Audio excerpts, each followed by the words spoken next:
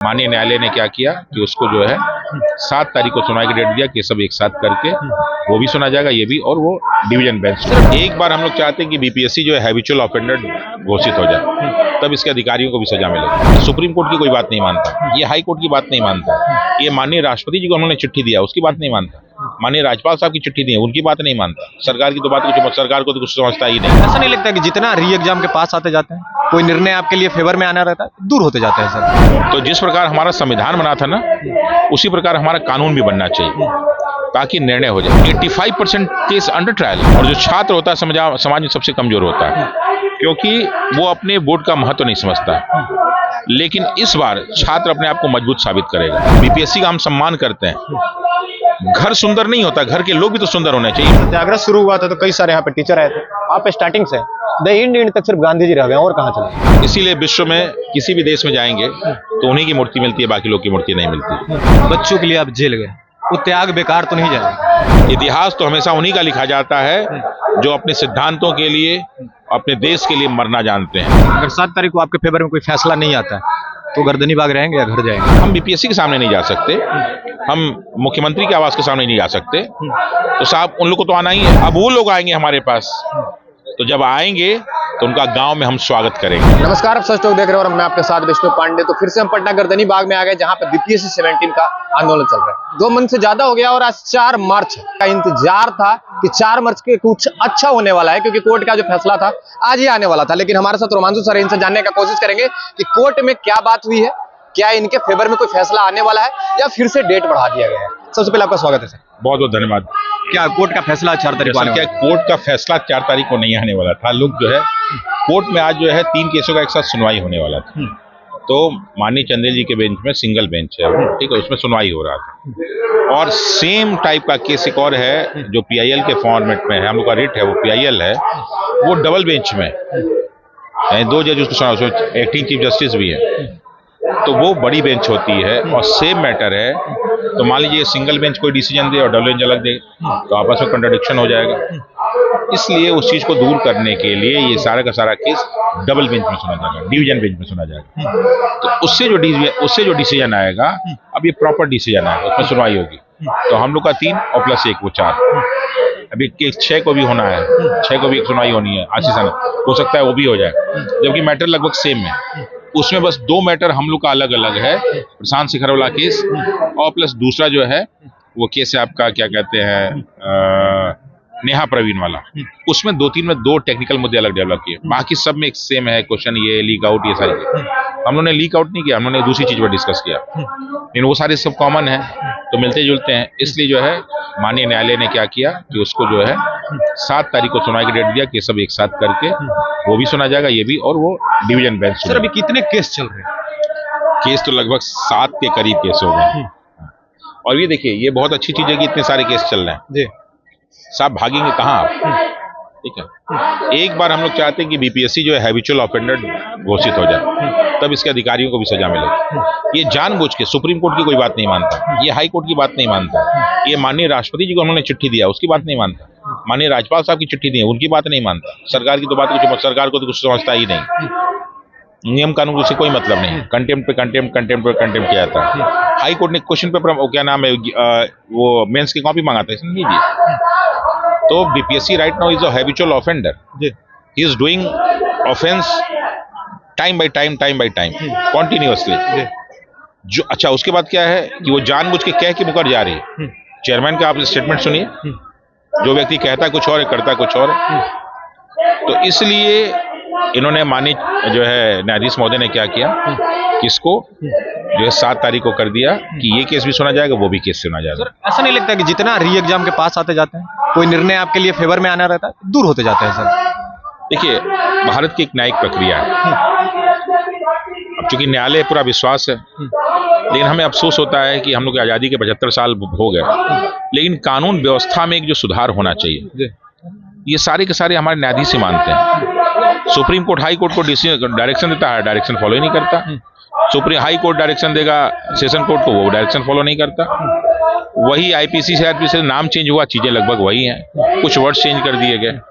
तो जिस प्रकार हमारा संविधान बना था ना, उसी प्रकार हमारा कानून भी बनना चाहिए ताकि निर्णय हो जाए। सब ये जानते हैं करोड़ों केस पेंडिंग है। मैं भी जेल में गया था बेउर में, मतलब 85% केस अंडर ट्रायल है। जो व्यक्ति अभी कन्विक्टेड नहीं हुआ वो पिछले 1 साल, 1.5 साल, 2 साल से जेल में, 5 साल, 7 साल से जेल में। कैसी न्याय व्यवस्था है भाई? तो यहाँ तो क्या जीवन मरण का प्रश्न तो नहीं है, नौकरी का प्रश्न है। लेकिन फिर भी जो प्रक्रिया है उसको तो फॉलो करना ही पड़ेगा भाई। हम लोग कोई बड़े लोग तो है नहीं, we are the common man, we are the student, we are the group of student. और जो छात्र होता है समाज में सबसे कमजोर होता है, क्योंकि वो अपने वोट का महत्व नहीं समझता। लेकिन इस बार छात्र अपने आप को मजबूत साबित करेगा, और इस बार हम लोग सारे लोग मिलके इस चीज को भूलना नहीं है। क्योंकि लोग कहते हैं BPSC is a constitutional body, I know it, I accept it, but mister Parmar is not a constitutional man, Mr. Satyaprakash is not a constitutional man, Mr. Rajesh Kumar Singh is not a constitutional man, and other person are not a constitutional man, they are common man. तो constitutional जो है institution हो सकता है, man नहीं हो सकता। तो हु अपॉइंटेड देम? लेजिस्लेटिव, उनको लेजिस्लेटिव ने अपॉइंट किया। तो लेजिस्लेटिव जो अपॉइंट करती है तो ऐसे ही लोग मिलते हैं क्या जिसकी नीयत साफ ना हो? बीपीएससी का हम सम्मान करते हैं। घर सुंदर नहीं होता, घर के लोग भी तो सुंदर होने चाहिए। मैंने आपको एक सुंदर सा घर बना के दे दिया और आप साहब क्या कर रहे हैं कि उसको एकदम गंदगी फैला दी। तो घर की पवित्रता को आपने समाप्त कर दिया ना। ये ऐसे ही लोग हैं। Basically BPSC is not a habitual offender, the person is working in the BPSC office और द ऑफिस हैबिचुअल ऑफेंडर। तो जब तक इनके खिलाफ खुल के कार्रवाई नहीं होगी ना, और हमारी न्यायिक प्रक्रिया में ये चीजें कि बच्चों के जीवन का क्या महत्व है। एक बच्चे ने सुसाइड किया, इन लोग को इससे मतलब नहीं होता कि बच्चे सुसाइड कर लेते हैं। क्यों? इसमें कोई जज का बच्चा नहीं होता, इसमें कोई चेयरमैन का बच्चा नहीं होता। अभी कुछ दिन पहले यहाँ पे बहुत बड़े नेता के जो है बच्चे नहीं है, बगल में ही गर्दनी बागी में सुसाइड कर लिया। कैसे सब लोग पहुंच गए? कैसे पहुंच गए लोग? लेकिन हमारे जब सोनू सुसाइड, लेकिन हमारे सुना सोनू सुसाइड की तो कोई क्यों? क्योंकि किसी बड़े नेता का बेटा। और ये मैक्सिमम नेताओं के बच्चों के साथ यही है। कोई गांजा पीता है तो कोई सिगरेट पीता है तो कोई कुछ करता है तो कोई कुछ करता है, सब जानते हैं। तो बहुत बड़ा खुलासा कर रहे हैं। हाँ, सब। ये कोई ऐसा थोड़ी ना कि बिहार में बहुत सारे हैं, सब बहुत सारे पकड़े भी गए वो लोग। महाराष्ट्र के बहुत सारे ऐसे नेता थे जो पकड़े गए थे बच्चे। तो ऐसा नहीं, it's not very, it's common है। ये हम किसी एक व्यक्ति पे नहीं कर रहे हैं, और सब जानते हैं। हर व्यक्ति के नेचर और कैरेक्टर को लोग बोलते नहीं कि नहीं बोलेंगे तो कुछ कर लेगा। साहब बोलिए, कम से कम उस बच्चे का भविष्य तो सुधरेगा। आप अपने लिए, हम लोग के समय क्या था आज भी कि हम लोग के पापा चाचा क्यों मारते थे, बदमाशी करते, थप्पड़ क्यों लगता था? इसलिए लगता ना कि वो अपने लिए थोड़ा हम लोग के लिए मारते थे ना। लेकिन हम लोग नहीं देख रहे, हमको क्या मतलब। मैं देखता हूँ कि हाई कोर्ट में जाता हूँ, बहुत सारे लोग, हम लोग से क्या मतलब। सड़क पे एक व्यक्ति पड़ा रहता है और लोग देख नहीं लगा, बाद में मालूम चलता है कि वो तुम्हारा बाप था। तब अफसोस होता है कि काश उस व्यक्ति को मैं देख लिया होता। सर, सत्याग्रह शुरू हुआ था तो कई सारे यहाँ पे टीचर आए थे, आप स्टार्टिंग से द एंड तक सिर्फ गांधी जी रह गए, और कहाँ चले? देखिए, सब एंड तक गांधी जी रह जाते हैं, बाकी आते हैं चले जाते हैं। इसीलिए विश्व में किसी भी देश में जाएंगे तो उन्हीं की मूर्ति मिलती है, बाकी लोग की मूर्ति नहीं मिलती। जिंदगी में जीतता वही है जो पेशेंस रखा होता है। धैर्य बहुत बड़ी चीज होती है, फिर साहस बहुत बड़ी चीज होती है, और ईमानदारी बहुत बड़ी चीज होती है। भगवान ये गुण सब में नहीं देते। इसके लिए आप में त्याग होना चाहिए, इसमें संस्कार होना चाहिए, इसमें माँ बाप का जीन्स होना चाहिए। एक गड़बड़ होगा तो ये हट जाएगा। आप देखते हैं कि इस जंगल में कितने शेर होते हैं, 2-4 लाख। पूरे विश्व में उतने शेर नहीं है, सैकड़ों की संख्या में, और अरबों की संख्या में जानवर हैं। तब भी हम जो है किंग ऑफ द फॉरेस्ट किसको कहते हैं? लॉयन को ही। क्यों? साहस, हिम्मत, ईमान। देखिए, आपको बता दूं, कभी शेर को देखिएगा, अगर उसका पेट भरा हुआ है ना, तो उसके सामने से जो है जानवर जाता रहेगा, उसको मारता नहीं। क्योंकि उसको किसी भी जानवर को इसलिए नहीं मारता कि जो है उससे दुश्मनी है, उसको अपनी भूख को मिटाने के लिए मारता है। और एक कर लिया, उसका पेट भरा हुआ है तो दूसरे को नहीं मारेगा। तो ये चीज सब में नहीं आती है, सिर्फ गांधी जी में भी है। गांधी जी में नहीं, क्योंकि हमने गांधी को फॉलो किया, तो उनके सिद्धांतों को फॉलो किया। I am not a Gandhi, but I follow the way of Gandhian system. तो वी आर फाइटिंग।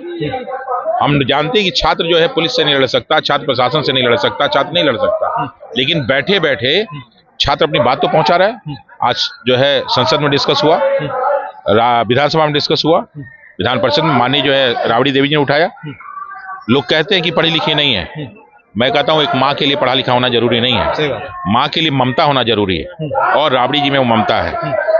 लेकिन जिनको हम पिता तुल्य मानते हैं उसको कोई मतलब ही नहीं, he doesn't know what is going on in Gardanibagh, doesn't know. तो ऐसे पिता रह के क्या करेंगे? ऐसे पिता नहीं चाहिए। जो पिता अपना सिद्धांत बदल ले, जो पिता अपनी नैतिकता बदल ले, जो सत्ता के लिए कुछ भी कर ले, तो बेहतर है कि हम ऐसे पिता को भी बदलना चाहेंगे। और आपके चैनल के माध्यम से माननीय मुख्यमंत्री नीतीश कुमार को अंतिम बजट प्रस्तुत करने, उनके जीवन के अंतिम बजट प्रस्तुत करने के लिए बहुत बहुत धन्यवाद। और आशा करेंगे कि 2026 जो हम लोग का होगा वो बिहार के भविष्य के लिए अच्छा होगा, और लाडले और प्यारे और हनुमान जैसे जो नाम है ना, वो राजनीति की किताब से हट जाएंगे। चाचा भतीजा को हटा देंगे। देखिए, यहाँ बात चाचा भतीजा की नहीं, कुछ मामलों में तेजस्वी की मैं तारीफ करता हूँ। वो लड़का कम से कम कहा तो, लेटर तो लिखा। माननीय राबड़ी जी ने बात तो उठाई। अच्छा सर, ये क्वेश्चन हो रहेगा, जब तेजस्वी जी की बात हो रही है, क्या उनका सरकार होता तो ऐसे ही बैठे रहते आंदोलन पे, मार के भगा दिया? नहीं, देखिए, आंदोलन बिहार में सिस्टम है, काफी सारे दिनों से चलते आ रहा है, चाहे सरकार जो भी हो, लेकिन यहाँ बैठने इतना दिन लंबा तक कोई नहीं देता। देखिए, मैं कभी तेजस्वी की तारीफ नहीं करता। मैं अगर किसी का समर्थक हूं तो लालू यादव जी का। तेजस्वी की सरकार होती तो हो सकता है लाठी मार के भगा दिए जाते, लेकिन लालू जी की सरकार होती तो हमें नहीं लगता कि 18 की जगह 19 दिसंबर होता। उस व्यक्ति का मैं सम्मान इसलिए कहता हूं कि हाँ तो हाँ, ना तो ना। तो तेजस्वी क्या करते हैं, हमसे क्या मतलब, उम्र में छोटे हैं हमसे, नॉलेज ज्ञान में छोटे हैं, अलग बात है, लालू जी के बेटे हैं वो। उनकी माँ को देखिए, राबड़ी दी को देखिए, उन लोग प्रश्न उठा, उन्होंने मुद्दा उठा, जबकि वो बीबीसी के बारे में कुछ नहीं जानती है, फिर उन्होंने मुद्दा उठाया। अच्छी बात।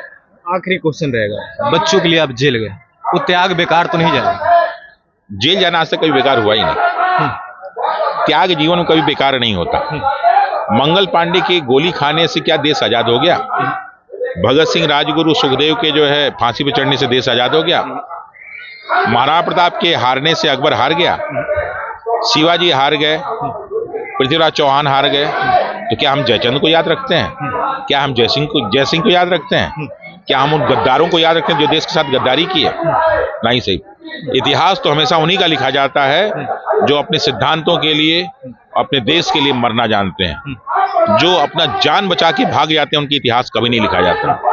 तो जेल जाना हमारा ये नहीं था कि जेल जाने से क्या होगा, लड़ेंगे, और हम लोग यहाँ नारा लगा लड़ेंगे, ठीक है, जीतेंगे, यही नारा लगता है। सर एक और क्वेश्चन, अगर 7 तारीख को आपके फेवर में कोई फैसला नहीं आता है तो गर्दनी बाग रहेंगे या घर जाएंगे? साहब, गर्दनी बाग तो तब तक रहेगा जब तक हम जीत नहीं जाते। जेल जो मैं गया था वहां से लौट के आया तो कुछ लीगल बाउंडेशन है मेरे पास, लेकिन गर्दनी बाग हमसे कोई छुड़ा नहीं सकता। नोटिस भी दिया जा सकता है? नोटिस, देखिए, लीगल नोटिस आएगा तो उसका जवाब देंगे। और लीगल नोटिस किस बात का आएगा? ये हमारा कॉन्स्टिट्यूशनल राइट है, आर्टिकल 19 में कॉन्स्टिट्यूशनल राइट है। हम बैठ सकते हैं, हम बीपीएससी के सामने नहीं जा सकते, हम मुख्यमंत्री के आवास के सामने नहीं जा सकते। तो साहब, उन लोग को तो आना ही है। लोग कहते हैं चलो मुख्यमंत्री आवास घेर ले, हम कहते कौन मुख्यमंत्री? अभी तो कुछ दिन बाद जो है लग जाएगा, ठीक है, आ जाएगा, घोषणा हो जाएगी चुनाव की, तो ना कोई मुख्यमंत्री, आचार संहिता लग जाएगा, तो ना कोई मुख्यमंत्री होगा ना कोई मंत्री। अब वो लोग आएंगे हमारे पास, तो जब आएंगे तो उनका गांव में हम स्वागत करेंगे, और ऐसा स्वागत करेंगे कि आने वाली कई पीढ़ियां याद रखेंगी कि छात्रों का जब आप मांग नहीं मानते हैं तो कैसे नेताओं का स्वागत किया जाता है। चलिए, हमारे साथ गर्दनी बाग के गांधी थे, और इनकी जो त्याग बच्चे के लिए था वो आपने भी देखा होगा। बच्चे के लिए जेल गए, लेकिन फैसला कंपलसरी जो आज 4 तारीख को आने वाला था, कई सारे केस जो है कंपलसरी है, वो 7 तारीख को उसकी फैसला होगा, वो भी यहीं से आपको दिखाएंगे। और रोमांचु सर हमारे साथ थे और आगे भी साथ रहेंगे, लेकिन इनका कहना है कि 7 तारीख का भी अगर फैसला इनके फेवर में नहीं आएगा तब भी गर्दनी बाग हम नहीं छोड़ेंगे, बैठे रहेंगे जब तक री एग्जाम नहीं कराएंगे। तब तक हमारे साथ बने रहे। जय हिंद।